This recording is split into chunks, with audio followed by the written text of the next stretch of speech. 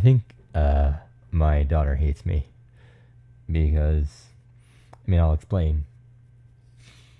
Um, so, for people who might watch my streams, they might know that I've been currently watching Avatar: The Last Airbender with my youngest.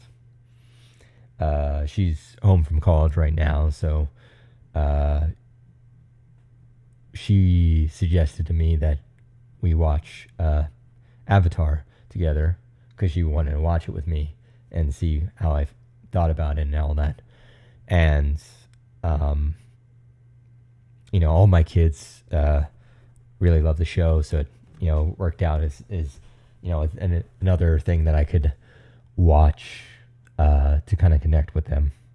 And, I get to spend time with my youngest, a little bonding time that she willingly suggested. So, which is not what you always get when you're a dad. So I was pretty excited that she was willingly suggested such a activity. So, I've been watching it and I've been really enjoying it. But one of the things she said is that there is an episode that she was really excited to watch with me and kind of see what I thought about the episode. And, I asked her, like, you want to tell me, or is it like, you want to, she basically didn't tell me anything about it. She was like, I'm going to keep it, sort of a secret. And then you have to guess when it happens. And there was a couple of episodes here and there where I thought, maybe is this the one? And she was like, no. But I've been really enjoying it. It's to clarify, it's the first time I'm watching this show, and it's a thing I'm trying to break out of in terms of my thought process of. But, obviously I think of it as a kid's show, a kid's cartoon, So I was very pleasantly surprised while watching it when, these sort of, they're handling more mature-ish themes in a way that is still, really great for kids. But they, they're being able to get those more mature messages across. In a way that isn't too, intense or dark for kids, or too kind of, intense or dark. And, but I can, still as a parent and as just an adult, I should say, I can still enjoy the things that they're kind of, examining. They do so much in regards to the kind of effects and situations in regarding the war and everything. But that's not the point that I'm trying to make here. What I'm trying to say here is, we're on to season 2 right now, and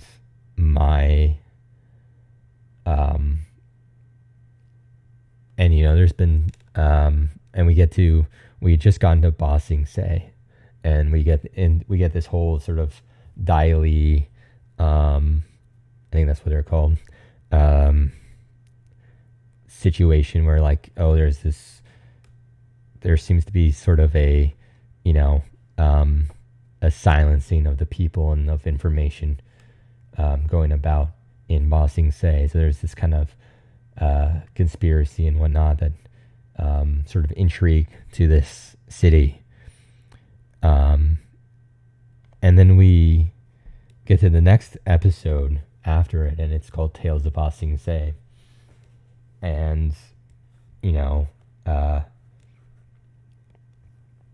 I immediately kind of recognize once we see Tale of Toph and Katara, that, this is kind of like a bunch of short stories. So I was pretty, you know, like in my head, it was like, this is going to be a fun, light, sort of easygoing um, episode. Sort of an interesting reprieve between, after just getting that like intrigue going on. In a way, kind of thrown back because I was like, oh well, this is kind of a interesting intermediary, but it was in a way also kind of sort of almost like, oh, this is interesting. It's interesting from a matter of breaking up the tense, the tension in it, but also it was interesting for just the fact that it does that. And like right when you get into this kind of like, oh, there's a conspiracy, and then you're like, nope, we're just gonna tell some stories about the people and these characters, and sort of just kind of these everyday sort of stories. So I thought, yeah, okay, so this is gonna be like a light, fun, just kind of not really like too what's the word? Not too like serious sort of stories. And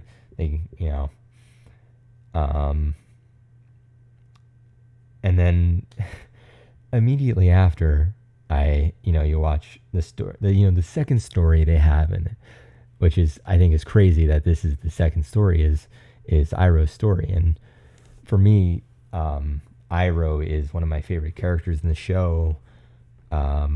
For a lot of reasons. One of the things I really like about him is the sort of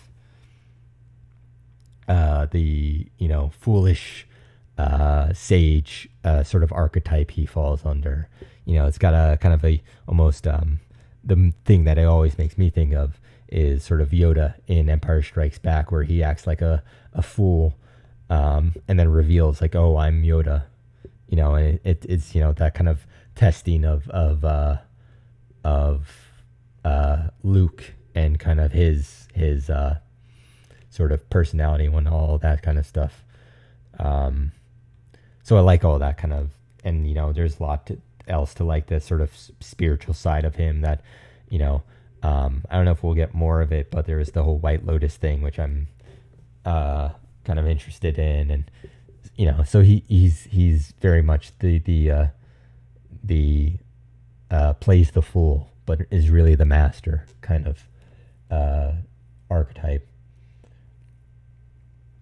But the one of the big things why I like him so much is because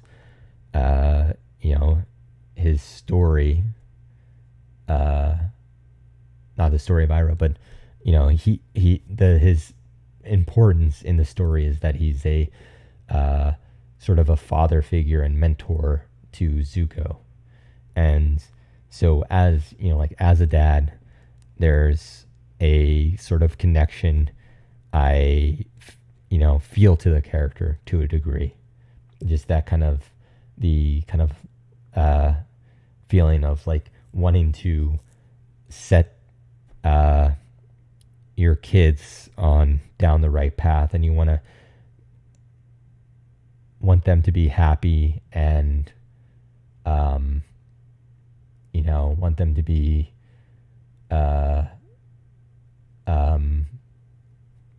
happy and not have to suffer through whatever, and all that kind of aspects to how he sort of is with Zuko.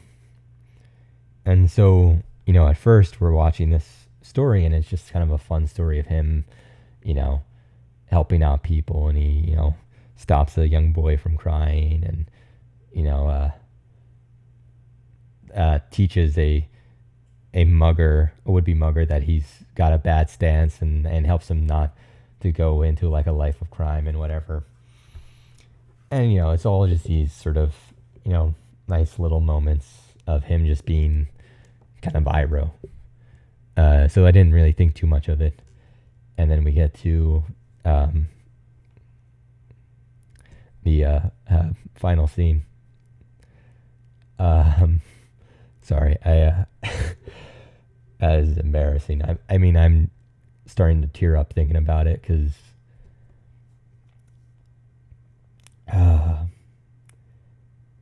the the way he sets up the picture of his son, and he apologizes to his son, the son that he feels like he failed by not, saving him from the world and not helping him like he helped all these people beforehand, and and not being there for him and all that. And then he starts, singing the song and crying and gosh. And it wasn't something I could really handle. I mean, in some ways, not really. I was bawling my eyes out. I was really crying because it hit me emotionally and right in the right spot. And I'm just crying. And I had to pause the episode after that story was done because I just could not. I needed a moment, because it's really really it's it's right, it's done right. Anyway, so here we get to the fun part of the story. So I'm crying and I look over to my daughter, and my youngest is sitting there looking right at me, just staring right at me. She had the biggest smile I think I've ever saw on her face, just watching me cry. It was sadistic. Just she was so happy to watch me go through that sort of emotional, wave, and just be just absolutely crushed by that story. And yeah, that's why I think she hates me, because she reveled in my sadness there. Obviously I don't think she hates me. I want to make that clear. I mean, as soon as I saw that smile on her face, I was like, this is the episode you wanted me to watch. And she was like, yep, absolutely. And we talked about it a bit, and she was like, I think you would have understood it, and I think I was expecting that you would have had I was hoping, she said, I was hoping you would have the reaction you did to it, and which, she was right. I did. But yeah, so my daughter hates me.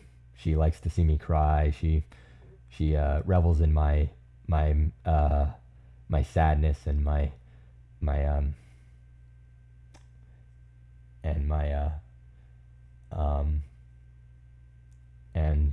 revels in the emotional turmoil that show put me through. This kid show, quote unquote, kid show put me through. But yeah, that's the story. Yeah, my daughter she's a fun one. Certainly, she's fun.